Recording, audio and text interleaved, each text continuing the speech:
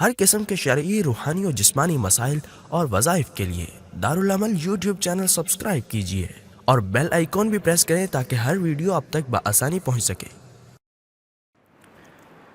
الحمد للہ وحدہ والصلاة والسلام علی من لا نبی بعدہ اما بعد فاعوذ باللہ من الشیطان الرجیم بسم اللہ الرحمن الرحیم وذنون اذ ذهب مغاضبا فظن ان لن نقدر عليه فنادى في الظلمات ان لا اله الا انت سبحانك اني كنت من الظالمين فاستجبنا له ونجيناه من الغم كذلك ننجي المؤمنين صدق اللہ العظیم۔ اللہ تعالیٰ نے قرآن مجید میں پہلے انبیاء اور پہلے امتوں اور پہلے قوموں کے ایسے قصے اور واقعات بیان کیے ہیں کہ جن کو ہم سن کر، پڑھ کر، دیکھ کر عبرت حاصل کر سکتے ہیں، بلکہ اللہ تعالیٰ نے عبرت کے طور پر قرآن مجید میں ایسے ایسے واقعات ذکر کیے ہیں جن میں ہمارے لیے عبرت بھی ہے، ہمارے لیے ایک ایک قصے اور واقعہ میں سیکھنے کو بہت کچھ ملتا ہے، بجائے اس کے کہ ہم خود قصے کہانیاں سنیں، دروغ گوئی پر مشتمل قصے، جھوٹے واقعات، من گھڑت واقعات سنیں اور پڑھیں اور بچوں کو سنائیں، تو اس سے بہتر ہے کہ ہم قرآن مجید میں انبیاء کے قصے، صلحاء کے قصے اور پہلی امتوں کی سرکشی اور اس سرکشی پر ان کو ملنے والے عذاب کے قصے سنیں اور سنائیں، تاکہ ہمیں ان قصے سننے پر عبرت بھی حاصل ہو اور ان سے ہم کچھ سیکھیں۔ پچھلے جمعے میں بھی میں نے حضرت موسیٰ علیہ السلام کا واقعہ بیان کیا، حضرت آدم علیہ السلام کا واقعہ بیان کیا، اور ان دونوں انبیاء کے واقعات میں ان دونوں انبیاء کی پڑھی جانے والی مانگی گئی دعائیں میں نے بیان کی کہ حضرت آدم علیہ السلام نے کون سی دعا مانگی جب اللہ تعالیٰ نے جنت سے زمین پر اتارا، حضرت موسیٰ علیہ السلام نے کون سی دعا مانگی جب اپنی قوم سے نکل گئے، ایک قبطی کو قتل کر کے اپنی قوم سے نکل گئے، فرعون کی قوم، فرعون کی بادشاہت تھی، اور ایک سائٹ پہ بیٹھ کے ایک لمبا قصہ میں نے پچھلے جمعے سنایا۔ اسی طرح حضرت یونس علیہ السلام اللہ تعالیٰ کے پیغمبر ہیں، اللہ تعالیٰ نے یونس علیہ السلام کو نینوا کی طرف بھیجا تھا، نینوا میں جو قوم آباد تھی ان کو اللہ تعالیٰ کی وحدانیت اور توحید کی تبلیغ کے لیے اللہ تعالیٰ نے بھیجا تھا۔ یونس علیہ السلام نے ان کو بہت تبلیغ کی، وہ نہ مانے اور ان کی سرکشی دن بدن بڑھتی گئی، وہ اور سرکشی میں آگے چلتے گئے۔ وہ کہتے ہیں نا کہ ماننے میں خیر ہے، اگر کوئی اچھی بات کرے، اچھی نصیحت کرے تو ماننے میں خیر ہے، نہیں مانیں گے اپنا نقصان کریں گے، اس کا کچھ نہیں بگاڑیں گے۔ آج کل تو کسی کو اچھی نصیحت بھی نہیں کر سکتی، کسی کو خیر خواہی کی بات بھی کریں گے تو وہ آگے سے الٹا جواب دے گا۔ یہ کیا ہے؟ اس شخص کی اپنی بدقسمتی ہے، جو الٹا جواب دیتا ہے اس کی اپنی بدقسمتی ہے۔ اور میں تجربہ کر چکا ہوں، کئی مرتبہ کئی لوگوں کا تجربہ ہے کہ اگر آپ کسی کو کہیں کہ بس نماز پڑھ لیا کریں، بھئی داڑھی رکھ لیں، اگر وہ الٹا جواب دیتا ہے کہ بھئی صرف داڑھی میں ہی دین ہے، اور بھئی نماز میں ہی ساری جنت ہے، تم لوگوں نے جنت کا ٹھیکہ اٹھا رکھا ہے، تو ایسے الٹا جواب دینے والے کبھی میں نے راہ راست پر نہیں دیکھے، کبھی میں نے ان کو نہیں دیکھا کہ اللہ تعالیٰ نے ان کو ہدایت کی ہو۔ ہاں ہوں گے، میں نے نہیں دیکھے ہوں گے، لیکن جن کو میں نے دیکھا ہے الٹا جواب دینے والے، ان کو میں نے راہ راست پر نہیں دیکھا۔ اور جو لوگ جن سے آپ منت کریں، سماجت کریں، درخواست کریں کہ بھئی نماز کے لیے آ جائیں، داڑھی رکھ لیں، آپ صلی اللہ علیہ وسلم کی سنت ہے، آگے سے وہ الٹا جواب نہ دے بلکہ اپنی کمزوری بیان کرے کہ بھائی ٹھیک ہے، بالکل آپ کی بات بجا ہے، میں بڑا گناہگار ہوں، بڑا کمزور ہوں، میرے لیے دعا کریں.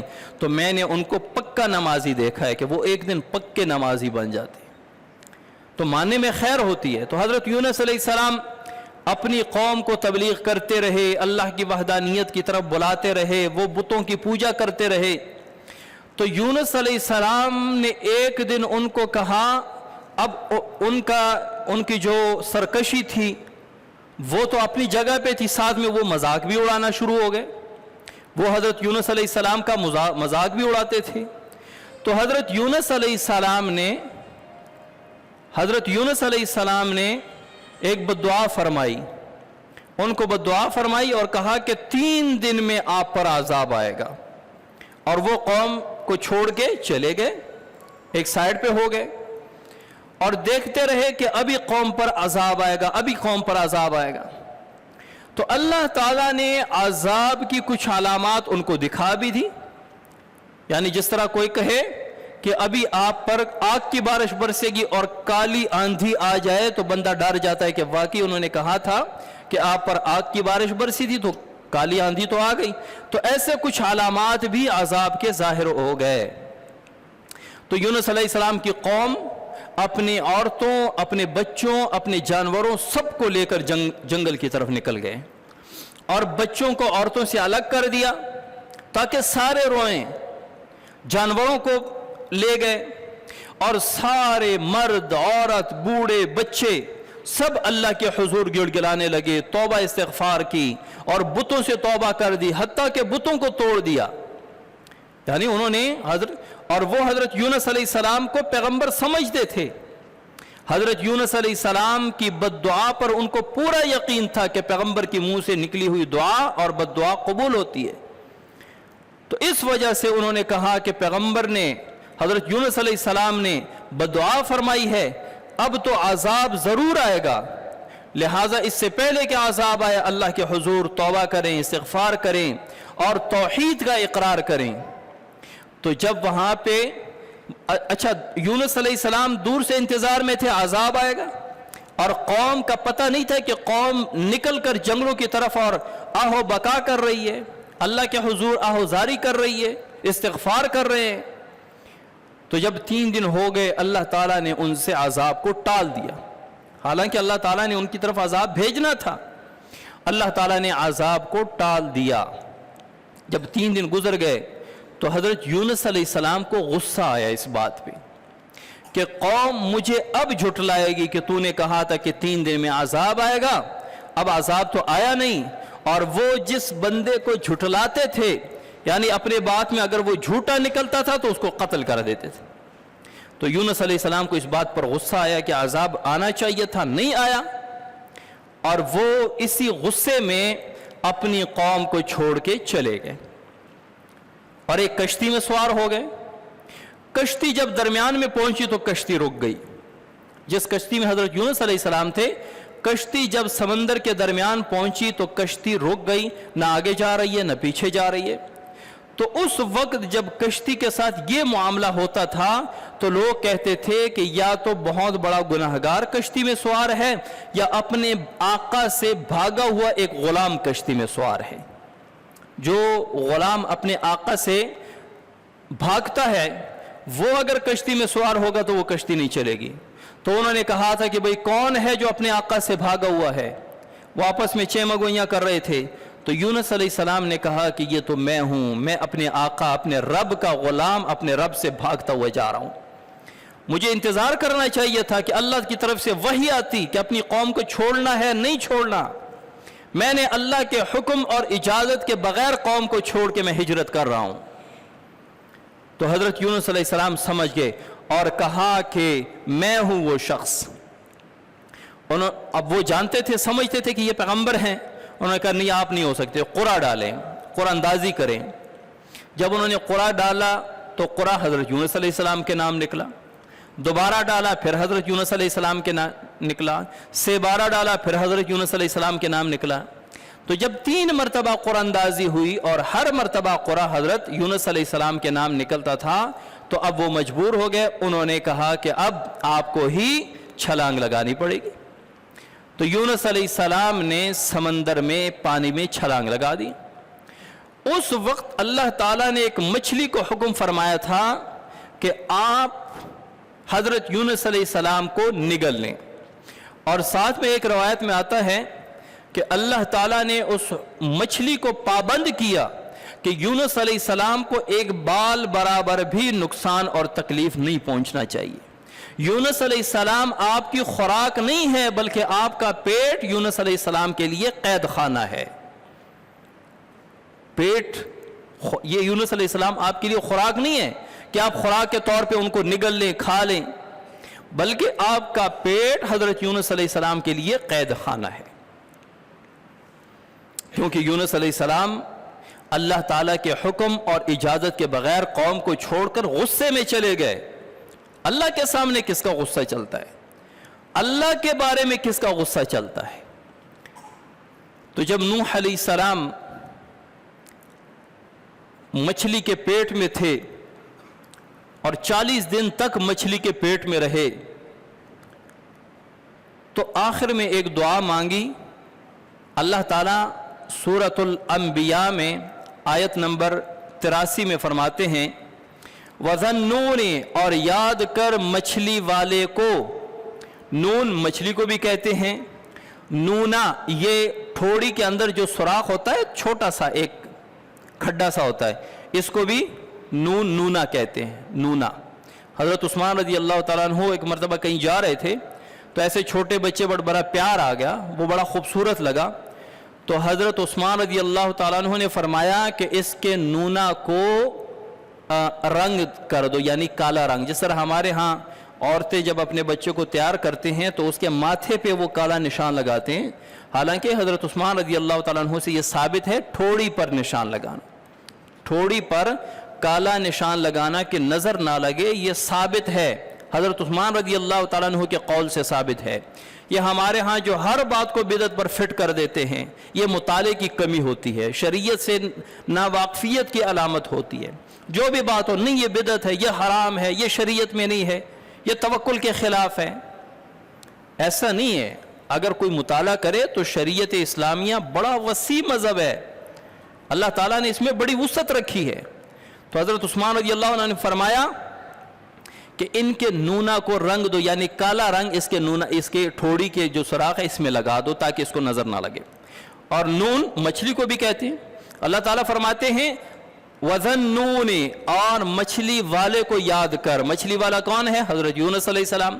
اور مچھلی والا کیوں کہتے ہیں؟ کیونکہ اللہ تعالیٰ نے ان کو 40 دن تک مچھلی کے پیٹ میں رکھا۔ وَذَنُّونِ إِذْ ذَهَبَ مُغَاضِبًا، جب وہ گیا غصے میں، اپنی قوم کو چھوڑ کر غصے میں چلا گیا۔ فَظَنَّ أَن لَّن نَّقْدِرَ عَلَيْهِ، اللہ تعالیٰ فرماتے ہیں کہ وہ یہ گمان کر رہا تھا کہ میری پکڑ نہیں ہوگی، مجھ کو آزمائش میں نہیں ڈالا جائے گا۔ بظاہر تو اگر لفظی معنی کریں تو یہ معنی بنتا ہے لَن نَّقْدِرَ عَلَيْهِ کہ مجھ پر قادر نہیں ہوگا، یعنی رب میں جا رہا ہوں چھوڑ کے، رب مجھ پر قادر نہیں ہوگا۔ معاذ اللہ ایسا معنی قطعا نہیں ہو سکتا، کیونکہ ایک عام مومن اور مسلمان بھی یہ تصور نہیں کر سکتا کہ اللہ تعالیٰ اس چیز پر قادر نہیں ہے۔ ان اللہ علی کل شیء قدیر، اللہ تعالیٰ ہر چیز پر قادر ہے۔ تو جب عام مومن کے لیے یہ ضروری ہے کہ اس کا ایمان عقیدہ پختہ ہونا چاہیے اس کے بارے میں کہ اللہ تعالیٰ ہر چیز پر قادر ہے، تو اللہ کے ایک محبوب پیغمبر ایسا کیسے سوچ سکتے ہیں کہ فَظَنَّ أَن لَّن نَّقْدِرَ عَلَيْهِ کہ اللہ اس پر قادر نہیں ہوگا اس کا پکڑ۔ تو مفسرین نے لکھا ہے کہ اس کا معنی یہ ہے کہ حضرت یونس علیہ السلام غصے میں اپنے قوم کو چھوڑ کے چلے گئے اور یہ گمان کیا کہ اس جانے کی وجہ سے اللہ تعالیٰ مجھ کو پکڑیں گے نہیں، یعنی مجھے چھوڑ دیں گے، اتنی بڑی بات نہیں ہوگی۔ اور جب وہ چلا گیا تو چونکہ اللہ تعالیٰ کی منشا، اللہ تعالیٰ کی اجازت، اللہ تعالیٰ کی طرف سے وحی کے بغیر وہ قوم کو چھوڑ کے چلے گئے، تو اللہ تعالیٰ نے ان کو آزمائش میں ڈالا، مچھلی کے پیٹ میں چلے گئے، 40 دن تک مچھلی کے پیٹ میں رہے۔ فنادا فی الظلمات، تو حضرت یونس علیہ السلام نے اندھیروں میں ندا کی آواز لگائی، کیا؟ ان کے لا الہ الا انت سبحانک انی کنت من الظالمین۔ حضرت یونس علیہ السلام نے اندھیروں میں، اندھیرا نہیں فرمایا، ظلمہ نہیں کہا، ظلمات۔ حضرت ابن عباس اور حضرت قتادہ رضی اللہ تعالیٰ عنہما فرماتے ہیں کہ ظلمات کو جمع اس لیے فرمایا، ظلمتن ایک اندھیرا، ظلمات بہت سارے اندھیرے۔ فنادا فی الظلمات، حضرت یونس علیہ السلام نے اندھیروں میں آواز دی اللہ کو۔ تو اندھیروں سے کیا مراد ہے؟ اندھیرا تو ہم ایک ہی سمجھتے ہیں، میں اندھیرے میں جا رہا تھا، میں اندھیرے میں ہوں، اور اللہ تعالیٰ فرماتے ہیں کہ یونس علیہ السلام نے فنادا فی الظلمات، اندھیروں میں اللہ کو ندا کی آواز دی۔ تو حضرت ابن عباس اور حضرت قتادہ رضی اللہ عنہم فرماتے ہیں کہ اس سے 3 اندھیرے مراد ہیں۔ ایک رات کا اندھیرا تھا، ایک دریا کا اندھیرا تھا، کیونکہ پانی کے نیچے جب کوئی جاتا ہے تو اندھیرا ہی ہوتا ہے، کچھ نظر نہیں آتا، اور تیسرا مچھلی کے پیٹ کے اندھیرا تھا، مچھلی کے پیٹ کے اندر اندھیرا۔ تو ان 3 اندھیروں کے اندر حضرت یونس علیہ السلام نے اللہ کو آواز دی، لا الہ الا انت سبحانک انی کنت من الظالمین۔ اس کو ہمارے ہاں کہتے ہیں آیت کریمہ، آیت کریمہ اس کا نام ہے، لا الہ الا انت سبحانک انی کنت من الظالمین۔ کیا فرمایا حضرت یونس علیہ السلام نے؟ لا الہ الا انت، کوئی معبود نہیں، کوئی عبادت کے لائق نہیں، الا انت، ما سوا تیرے، یعنی اے اللہ تیرے سوا کوئی عبادت کے لائق نہیں، سبحانک تو پاک ہے ہر عیب سے، انی کنت من الظالمین، میں ظلم کرنے والوں میں سے ہوں، میں اپنے ساتھ ستم اور زیادتی کرنے والوں میں سے ہوں۔ اب اس میں حضرت یونس علیہ السلام نے 3 چیزیں ارشاد فرمائی۔ نمبر 1، اللہ تعالیٰ کی وحدانیت اور اللہ تعالیٰ کی طاقت بیان فرما دی، لا الہ الا انت، کوئی معبود نہیں، کوئی طاقت کے عبادت کے لائق نہیں، کوئی قدرت کے لائق نہیں، الا انت، ما سوا تیرے۔ اور دوسرا، ہمارے ہاں کیا ہوتا ہے، ایک بندے میں اگر کوئی صفت موجود ہے کہ فلاں بندے کو اللہ تعالیٰ نے بڑی اچھی صحت دی ہے، صحت اچھی ہوتی ہے، ان کے پاس تعلیم نہیں ہوتی تو یہ عیب ہے۔ ایک شخص کو اللہ تعالیٰ نے تعلیم بہت اچھی دی ہوتی ہے لیکن اس کے اخلاق اچھے نہیں ہوتے، تو اخلاق کا اچھا نہ ہونا یہ ایک عیب ہے۔ اب اس میں ایک صفت تو ہے علم کا، لیکن بد اخلاقی کا عیب بھی اس کے ساتھ ہے۔ ایک شخص جو ہے وہ زبان اس کی بڑی تیز ہے، زبان بڑی فصیح و بلیغ ہے، اب یہ صفت ہے لیکن وہ بیمار ہے، اب یہ اس کے اندر عیب ہے۔ تو اللہ تعالیٰ کی ایسی صفت حضرت یونس علیہ السلام نے مچھلی کے پیٹ کے اندر فرمائی، لا الہ الا انت، یہاں پہ اللہ تعالیٰ کی قدرت ارشاد فرما دی، پھر فرمایا سبحانک، تو پاک ہے ہر عیب سے۔ یہ نہیں کہ تو واحد ہے، قدرت کا مالک ہے، اس کے ساتھ ساتھ تو ہر عیب سے بھی پاک ہے۔ انی کنت من الظالمین، میں ظلم کرنے والوں میں سے ہوں، میں زیادتی کرنے والوں میں سے ہوں۔ تو یہ 3 چیزوں پر مشتمل ندا، آواز حضرت یونس علیہ السلام نے لگائی، تو جب یہ ندا عرش پہ پہنچی تو فرشتوں نے سنا، اور فرشتوں نے کہا کہ آواز جو ہے یہ سنی سنائی لگتی ہے۔ ہم کبھی آواز سنتے ہیں نا، کہتے یہ آواز سنی سنائی لگتی ہے، جانی پہچانی لگتی ہے۔ تو فرشتوں نے کہا کہ یا اللہ یہ آواز تو بڑی سنی سنائی لگتی ہے لیکن بڑے عجیب جگہ سے لگ رہی ہے۔ تو اللہ تعالیٰ نے فرمایا ہاں یہ حضرت یونس علیہ السلام، میرے بندے حضرت یونس کی آواز ہے اور سمندر کی تہ میں ہے۔ تو فرشتوں نے کہا کہ یا اللہ یہ وہی یونس ہے جس کا روزانہ مقبول عمل عرش پہ آتا تھا؟ اللہ تعالیٰ نے فرمایا جی وہی یونس ہے۔ تو فرشتوں نے عرض کیا یا اللہ ایسا کیوں؟ فرمایا اس نے بغیر اجازت کی یہ قدم اٹھایا۔ تو فرشتوں نے عرض کیا یا اللہ بخشش فرما، درگزر فرما۔ تو اللہ تعالیٰ نے پھر حضرت یونس علیہ السلام کی اس خطا کو معاف فرمایا اور فرمایا فاستجبنا لہ، ہم نے ان کی یہ دعا قبول کر دی۔ فاستجبنا لہ ونجیناہ من الغم، اور ان کو اس گھٹن سے آزادی عطا فرما دی۔ ان کو اس گھٹن، غم راحت، سکون، خوشی کا مد مقابل ہوتا ہے۔ ایک بندہ خوش ہے، دوسرا بندہ غمگین ہے۔ تو ان کو اس گھٹن سے آزادی عطا فرما دی۔ ان کو اس گھٹن، غم راحت، سکون، خوشی کا مد مقابل ہوتا ہے۔ ایک بندہ خوش ہے، دوسرا بندہ غمگین ہے۔ اور اسی طرح غم گھٹن کو کہتے ہیں. ایک بندہ گھٹن، کیونکہ غم پریشانی کی وجہ سے بندہ گھٹن میں ہوتا ہے. تو فرمایا فاستجبنا له، ہم نے ان کی دعا قبول کی، ونجیناہ من الغم، اور ان کو اس گھٹن سے نجات عطا کر دی. جو مچھلی کے پیٹ کے اندر وہ گھٹن میں تھے، ہم نے نجات عطا فرما دی. اللہ تعالیٰ نے مچھلی کو حکم فرما دیا ان کو صحیح سلامت کنارے پہ لے جاؤ. تو مچھلی نے حضرت یونس علیہ السلام کو صحیح سلامت کنارے تک پہنچا دیا. اچھا، اس آیت کی آخر میں ہمارے لیے بڑا کچھ ہے. فاستجبنا له ونجیناہ من الغم کذالک ننجی المؤمنین، اسی طرح ہم مؤمنین کو نجات دیتے ہیں. اب اس آیت کو آپ صلی اللہ علیہ وسلم نے مؤمنین کے لیے بہت بڑا وظیفہ قرار دیا ہے کہ جو شخص بھی مصیبت میں اور تکلیف میں حضرت یونس علیہ السلام کی یہ دعا مانگے گا، یہ پڑھ کے پھر اللہ تعالیٰ سے دعا مانگے گا، اس کی دعا رد نہیں ہوگی. فرماتے ہیں کہ جو دعا سے پہلے 40 مرتبہ پڑھ لے لا الہ، توجہ سے پڑھ لے. توجہ کا یہ مطلب کہ اس کا معنی آپ کے ذہن میں ہو کہ میں اللہ کی قدرت کو بھی بیان کر رہا ہوں اور اللہ تعالیٰ کی پاکی بھی بیان کر رہا ہوں اور اپنا قصور بھی بیان کر رہا ہوں کہ اللہ مجھ پر جو بھی حالات آئے ہیں یہ میرے اعمال کی وجہ سے آئے ہیں. یا اللہ تو پاک ہے ہر عیب سے، تو مجھ پر ظلم نہیں کر رہا، تو ہر عیب سے پاک ہے، میرے اعمال ہیں. لا الہ الا انت سبحانک انی کنت من الظالمین 40 مرتبہ پڑھ کے اللہ سے دعا مانگو، اللہ تعالیٰ دعا قبول فرماتے ہیں.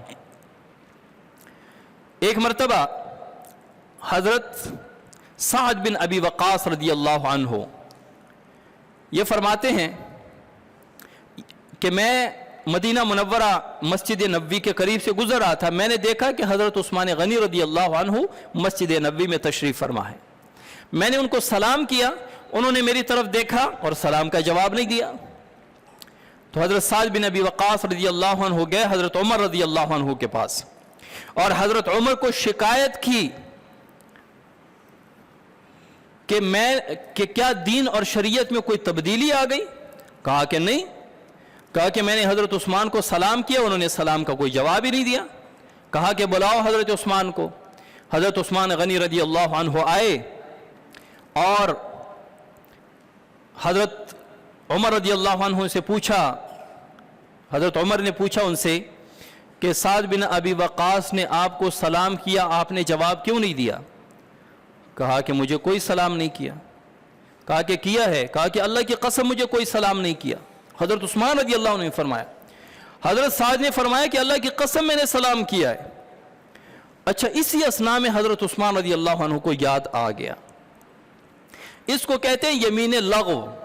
ایک چیز واقع ہوئی ہے لیکن آپ کے ذہن میں نہیں ہے. آپ نے اگر قسم اٹھائی کہ نہیں ہوا اور واقعی آپ کے ذہن میں تھا کہ نہیں ہوا تو یہ قسم لغو ہے، اس کا کوئی کفارہ وغیرہ کچھ بھی نہیں آپ کے اوپر، کیونکہ آپ کے ذہن میں تو ایسا ہی تھا جس پر آپ قسم اٹھا رہے ہیں، لیکن حقیقت میں جو تھا وہ آپ کے ذہن میں نہیں تھا. تو حضرت عثمان رضی اللہ عنہ کو فوراً یاد آ گیا اور کہا کہ ہاں بالکل آپ وہاں میرے قریب سے گزرے تھے، لیکن میں اس ایک نشست کی وجہ سے جو رسول اللہ صلی اللہ علیہ وسلم کے ساتھ ہم بیٹھے تھے اس کے بارے میں جب بھی وہ میں یاد کرتا ہوں تو میری آنکھوں اور دل پہ پردہ آ جاتا ہے، مجھے کچھ پتہ نہیں ہوتا کون آ رہا ہے کون جا رہا ہے. وہ کیا واقعہ تھا کہ رسول اللہ صلی اللہ علیہ وسلم نے اس دعا کے بارے میں صحابہ کو فرمانا تھا کہ ایک مومن اگر ایک دعا ہے اگر وہ پڑھے تو اس کی ہر دعا قبول ہوتی ہے، مصیبتیں ٹلتی ہیں، پریشانیاں دور ہوتی ہیں. جب آپ صلی اللہ علیہ وسلم یہ فرما رہے تھے ابھی دعا کا ذکر نہیں کیا تھا کہ کون سی دعا ہے. وہاں سے ایک اعرابی آئے اور انہوں نے رسول اللہ صلی اللہ علیہ وسلم کو باتوں میں مشغول کر دیا. آپ صلی اللہ علیہ وسلم ان کے ساتھ باتوں میں اتنے مشغول ہو گئے کہ یہ بات ذہن سے نکل گئی اور وہاں سے اٹھ کے آپ صلی اللہ علیہ وسلم گھر کی طرف چلے گئے. تو حضرت عثمان فرماتے ہیں کہ مجھے اس چیز کی بڑی پریشانی رہتی ہے کہ کاش رسول اللہ صلی اللہ علیہ وسلم ہمیں وہ دعا بتا دیتے. تو حضرت سعد رضی اللہ عنہ نے فرمایا کہ اللہ کے بندے میں ساتھ تھا ادھر ہی، میں بتاتا ہوں کہ جب رسول اللہ صلی اللہ علیہ وسلم اس دن اٹھے اور چلے گئے میں آپ صلی اللہ علیہ وسلم کے پیچھے پیچھے چلا گیا تاکہ میں یہ دعا کے بارے میں پوچھ لوں. آپ صلی اللہ علیہ وسلم گھر کے قریب ہو گئے تو مجھے ڈر لگا کہ آپ صلی اللہ علیہ وسلم گھر کے اندر داخل ہو جائیں گے. پھر تو آپ صلی اللہ علیہ وسلم کے صحابہ ایسا ادب فرماتے تھے, آپ صلی اللہ علیہ وسلم کی ایسی تکریم و تعظیم فرماتے کہ پھر آواز دے کر باہر بلانا مناسب نہیں سمجھتے. تو حضرت سعد فرماتے ہیں کہ جب رسول اللہ صلی اللہ علیہ وسلم گھر کے قریب ہوئے, مجھے خوف ہوا کہ آپ صلی اللہ علیہ وسلم اندر چلے جائیں گے, تو میں نے پاؤں ایسے زور زور سے زمین پر مارنا شروع کر دیے تاکہ آپ صلی اللہ علیہ وسلم کو پتہ چلے کہ میرے پیچھے کوئی آ رہا ہے. تو جب آپ صلی اللہ علیہ وسلم نے پیچھے دیکھا تو پوچھا ہاں کیسے آئے ہیں؟ تو میں نے عرض کیا, حضرت سعد فرماتے ہیں کہ میں نے عرض کیا اللہ کے رسول وہ دعا کے بارے میں آپ فرما رہے تھے, لیکن وہ اعرابی آئے, انہوں نے آپ کو باتوں میں مشغول کر دیا. تو آپ صلی اللہ علیہ وسلم نے فرمایا کہ ہاں وہ دعا حضرت یونس علیہ السلام کی دعا ہے, لا الہ الا انت سبحانک انی کنت من الظالمین. جو کوئی بھی مصیبت کے وقت پڑے گا اللہ تعالیٰ اس کی مصیبتوں کو دور فرما دے گی. تو حضرت عثمان رضی اللہ عنہ بڑے خوش ہوئے کہ اسی کی وجہ سے تو مجھے کئی مرتبہ پریشانی ہوئی. تو رسول اللہ صلی اللہ علیہ وسلم کی حدیث سے مستند دعا ہے, اکابرین کا تجربہ شدہ دعا ہے. ہمارے اکابرین اسلاف اور صالحین کے ہاں اس کے مختلف تعداد ہیں. اگر کسی پہ تھوڑی پریشانی آئی ہے تو وہ 40 مرتبہ پڑھ لے, بڑی پریشانی ہے وہ 3000 مرتبہ پڑھ لے, بہت بڑی پریشانی ہے وہ 70,000 مرتبہ پڑھ لے. لیکن جب بہت بڑی مصیبت تکلیف جو ٹلنے کا نام نہیں لیتی, تو ہمارے اکابرین کا یہ تجربہ ہے کہ وہ بہت سارے لوگوں کو بٹھاتے اور آیت کریمہ کا ختم کرواتے. آیت کریمہ کا ختم ایسے ہوتا ہے کہ ایک ہی نشست میں 1.25 لاکھ مرتبہ آیت کریمہ پڑھی جاتی, ایک ہی نشست میں. اب ایک نشست میں ضروری نہیں ہے, آپ 3-4 دنوں میں بھی کر سکتے ہیں, ہفتے میں بھی کر سکتے ہیں, 40 دنوں میں بھی کر سکتے ہیں. 40 دنوں میں آیت کریمہ اگر کوئی کرنا چاہے آیت کریمہ کا ختم, تو وہ 3050 مرتبہ 3150 مرتبہ روزانہ پڑے گا, تو 40 دن میں 1.25 لاکھ ہو جائیں گے. تو 1.25 لاکھ جس نے بھی کیا ہے کسی مصیبت, مثال کے طور پہ ہمارے ہاں اکثر کوئی کہتا ہے کہ میرا مال آ رہا تھا, کسٹم والوں نے روک دیا, جائز مال تھا, ٹھیک مال تھا, لیگل مال تھا.